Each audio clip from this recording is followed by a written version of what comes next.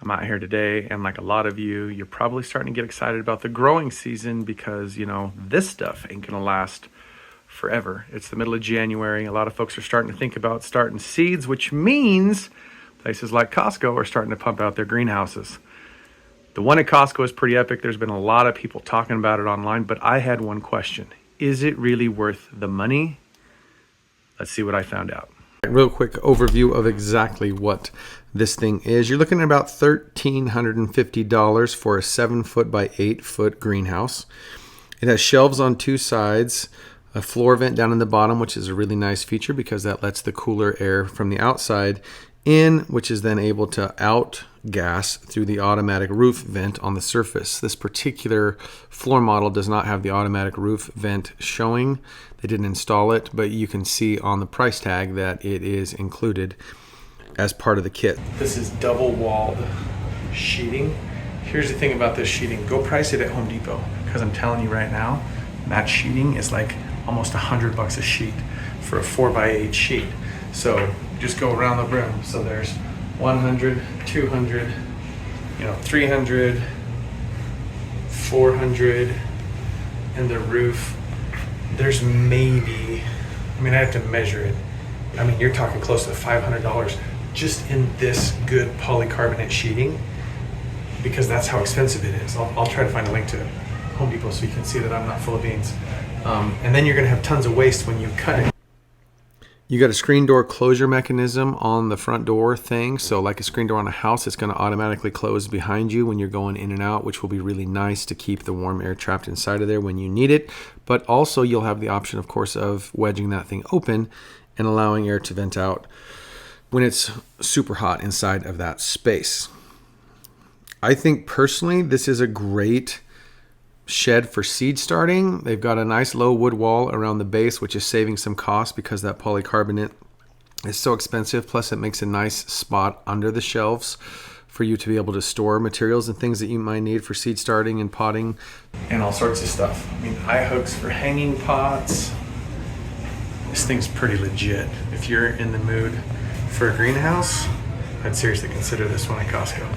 We're here in my home office, aka the kitchen. We're getting ready to jump on here and figure out some price issues with this Costco greenhouse. So here's how I approach this task. It's pretty simple.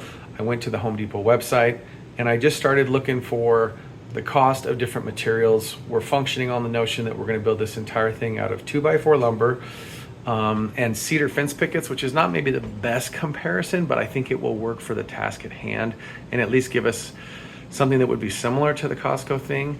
Now, before we start, understand, of course, that you'd need some building skills. You need to be able to figure a lot of things out in order to build this from scratch, because here's the deal. The kit things, right? Like, it's all done for you. The cuts are all made. The tracks are all cut in the wood. The pieces of polycarbonate are all cut and assembled and ready to go.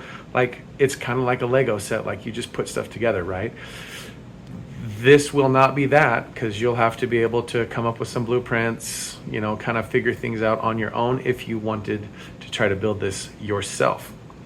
If you're someone who's trying to convince your significant other that it's better to just buy the kit from Costco, then I might have some good news for you. So stay tuned to the end so you can see exactly what the price breakdown ended up being.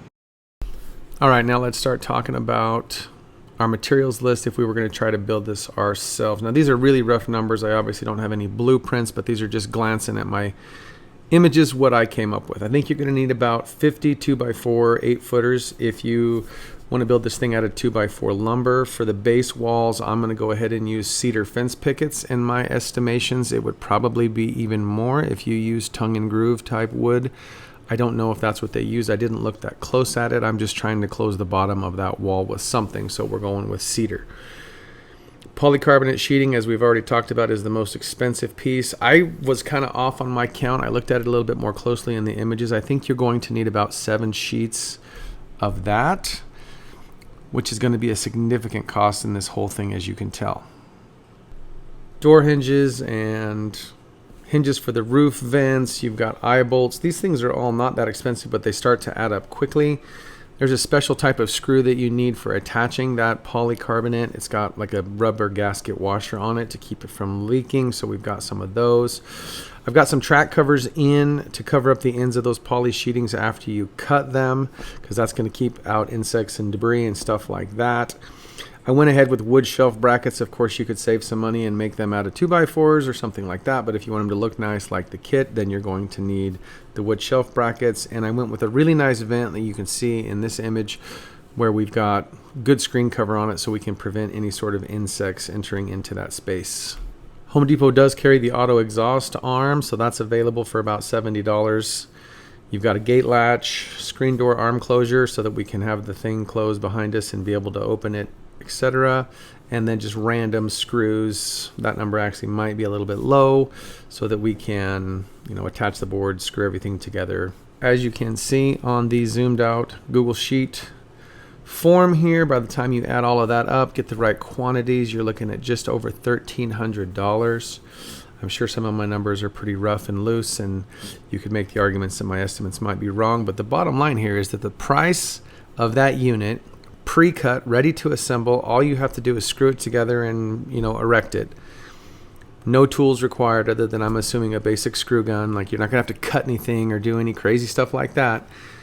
You can't hardly buy materials for cheaper than the price of that unit. So I think it checks the box for cost value. Honestly, really curious what you guys think. So comment down below. Are you excited about this greenhouse? Do you have one? If you do, how do you like it? Is it working great for you? Let's share some information down below so that we all live and learn and grow together. And then stay tuned for my next episode where I break down whether or not I think you even need a greenhouse at this stage of your homesteading journey.